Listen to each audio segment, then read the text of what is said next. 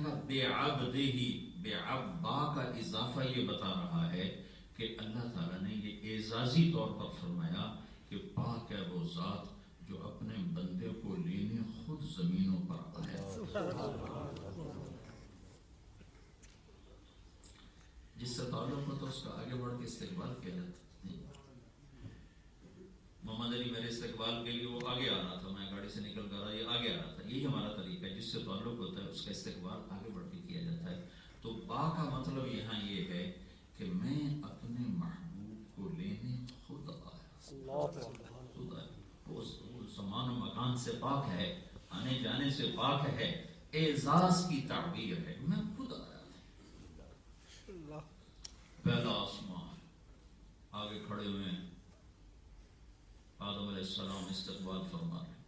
دوسرا آسمان یحییٰ، زکریا، عیسیٰ علیہ السلام استقبال کر رہے ہیں۔ تیسرا آسمان ادریس علیہ السلام استقبال کر رہے ہیں۔ چوتھا آسمان یوسف علیہ السلام کا استقبال۔ پانچواں آسمان ہارون علیہ السلام کا استقبال۔ چھٹا آسمان موسیٰ علیہ السلام کا استقبال۔ ساتواں آسمان ابراہیم علیہ السلام کا استقبال۔ پھر اس کے بعد سدرۃ المنتہا پر جا کر جبریل کی پرواز بھی ختم ہو گئی، اور جبریل نے کہا یا رسول اللہ اس سے آگے ایک بالشت بھی چلوں گا تو میں جل کے راکھ ہو جاؤں گا، اس سے آگے میں نہیں جا سکتا۔ اور اس کے بعد اوپر آپ تشریف لے گئے، تو اوپر جانے کا جو نظام ہے وہ بھی اللہ جانتا ہے کہ اللہ نے کیسے اوپر اٹھایا ہے۔ پھر عرش کے دروازے کھلے ہیں، اور عرش کے بعد 70,000 نور کے پردے تھے، اللہ نے سارے پردے اٹھا کر کہا ثم دنا فتدلى فكان قاب قوسين او ادنى فاوحى الى عبده ما اوحى ما كذب الفؤاد ما راى افتمارونه على ما يرى ولقد رآه نزلة اخرى عند سدرة المنتهى عندها جنة المأوى اذ يغشى السدرة ما يغشى ما زاغ البصر وما طغى لقد رأى من آيات ربه الكبرى يبصر النجم إذا هوى ما ضل صاحبكم وما غوى وما ينطق عن الهوى إن هو إلا وحي يوحى علمه شديد القوى ذو مرة فاستوى وهو بالأفق الأعلى ثم دنا فتدلى فكان قاب قوسين أو أدنى۔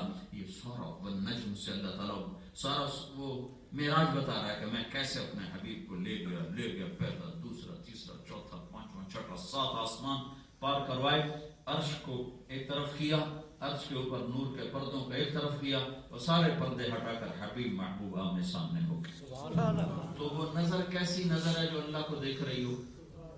اس آنکھ میں کتنی طاقت ہے جو اللہ کو دیکھ رہی ہو؟ تو جنت میں اللہ خاص آنکھ دے گا تب اللہ کو دیکھ سکی، اسی نظر کے ساتھ اپنے اللہ کا دیدار بھی ہو رہا ہے، کلام بھی ہو رہا ہے۔ التحیات للہ والصلوات والطیبات، میری بندگی تیرے لیے، میری قرجان تیرے لیے، میرا مال تیرے لیے، میری عبادت تیرے لیے۔ اوپر سے جواب آ رہا ہے السلام علیک ایھا النبی ورحمۃ اللہ وبرکاتہ۔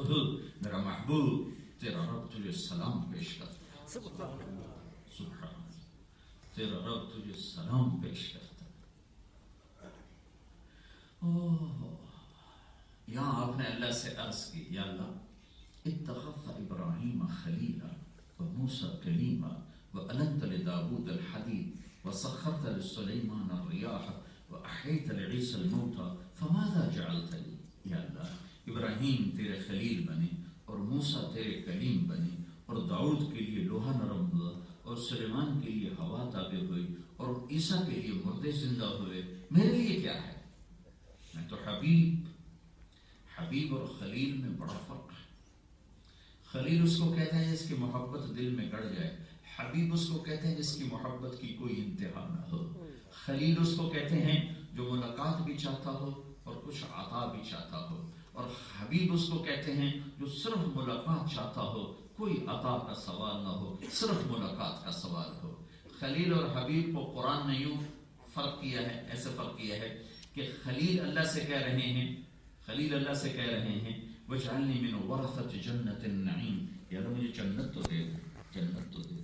اور حبیب کو کہا جا رہا ہے اِنَّا أَعْطَيْنَاكَ الْكَوْثَرَ، میں نے جنت کی چابی تجھے پکڑا دیا، جنت تیرے حوالے۔ سورہ کوثر اور حدیث پاک ان الجنت حرمت للانبیاء حتی ادخلها سارے نبیوں پر جنت حرام ہے جب تک میں نہ داخل ہو جاؤں. وَإِنَّهَا لَمُحَرَّمَةٌ عَلَى الْأُمَمِ حَتَّى تَدْخُلَهَا أُمَّتِي، اور ساری امتوں پر جنت حرام ہے جب تک میری امت نہ داخل ہو جائے. تو خلیل اور حبیب اور کلیم، ایک آیت میں تینوں کو، ایک سطر میں تینوں کا فرق اللہ نے بیان کر دیا. موسیٰ علیہ السلام کہہ رہے ہیں رب اشرح لی صدر، یہ کلیم اللہ ہیں. جب اللہ نے کہا نا کہ ان اصطفیتک علی الناس برسالت، میں تمہیں نبی بنا چکا ہوں، تو انہوں نے کہا یا اللہ میرا سینہ کھول، مجھے علم عطا فرما. اللہ نے اپنے حبیب کو مانگنے سے پہلے کہا الم نشرح لک صدرک، اے میرے حبیب میں نے تیرا سینہ کھول دیا. موسیٰ علیہ السلام دعا کر رہے ہیں وَيَسِّرْ لِي أَمْرِي، اللہ میرا کام آسان فرما. اللہ اپنے حبیب کو فرما رہے وَوَضَعْنَا عَنْكَ وِزْرَكَ، میں نے تیرے بوجھ ہٹا کر کام آسان کر دیا. یہ کلیم آ گیا. اب خلیل آ گیا. خلیل اللہ اللہ سے کہہ رہے ہیں وَجْعَلْ لِي لِسَانَ صِدْقٍ فِي الْآخِرِينَ، یا اللہ میرے بعد میرا نام اونچا رہے، میرے بعد میرا نام اونچا رہے، میرے بعد لوگ مجھے اچھے نام سے یاد کرتے رہیں. یہ دعا قبول ہوئی اور ہمیں نماز میں درود ابراہیمی سکھایا گیا اور سب سے افضل درود اسے بتایا گیا اور اس کو نماز کا حصہ بنایا گیا. کما صلیت علی ابراہیم کما بارکت علی ابراہیم. یہ دعا قبول ہوئی، لیکن اللہ نے اپنے حبیب کو مانگنے سے پہلے فرمایا ورفعنا لک ذکرک، میں نے تیرے نام کو بلند کر دیا. تو موسیٰ تو آپ کہیں یا اللہ موسیٰ آپ کے ابراہیم آپ کے خلیل ہیں، موسیٰ آپ کے کلیم ہیں، داؤد کے لیے لوح نرم ہے، اور سلیمان کے لیے ہوا تابع ہے، عیسیٰ کے لیے مردے زندہ ہیں. فماذا جعلت لی، میرے لیے کیا ہے؟ تو اللہ تعالیٰ نے فرمایا اولیس قد اعطیتک افضل من ذلک کلہ، میرے محبوب میں نے تمہیں سب سے اعلیٰ چیز عطا کی ہے جو نہ موسیٰ کو دی، نہ عیسیٰ کو دی، نہ داؤد کو دی، نہ سلیمان کو دی، نہ ابراہیم علیہ السلام ان میں سے کسی کو نہیں دی، صرف تجھے دی ہے. کہ وہ کیا ہے؟ کہ اللہ ذکرت الا ذکرت معی، قیامت تک تیرا میرا نام اکٹھا رہے گا، جدا نہیں ہو سکتا. لا الہ الا اللہ آگے کیا ہے؟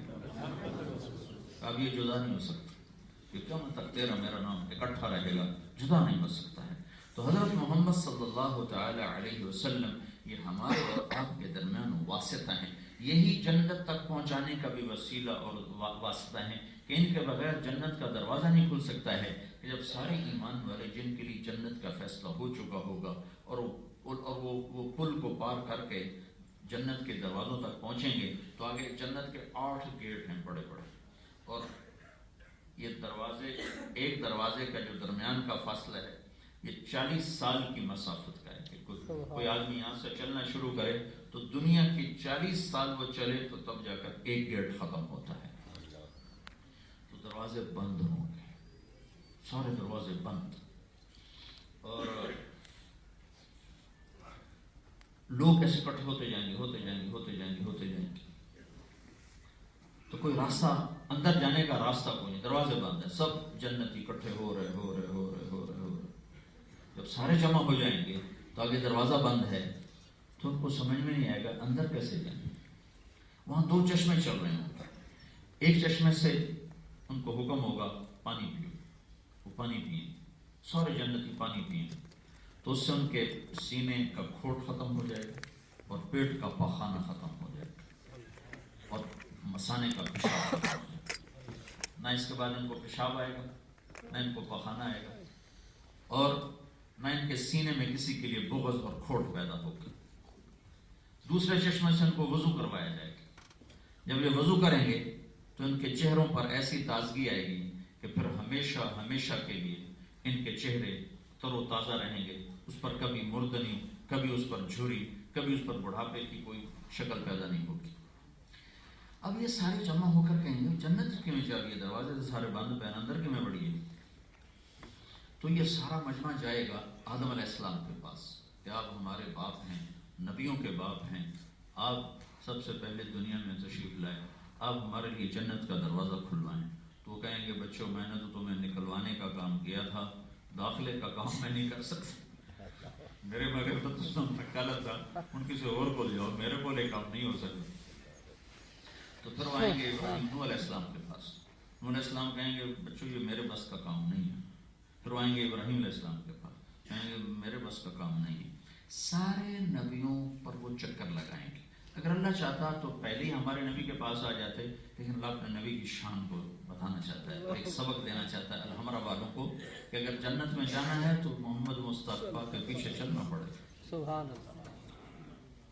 اس کے بغیر راستہ کوئی نہیں، اس کے بغیر کہیں داخلہ کوئی نہیں. نہ یہ جہان بن سکتا نہ وہ جہان بن سکتا. پیسہ ہی سب کچھ نہیں، کمانا ہی سب کچھ نہیں، ضرورتیں پوری کرنے کا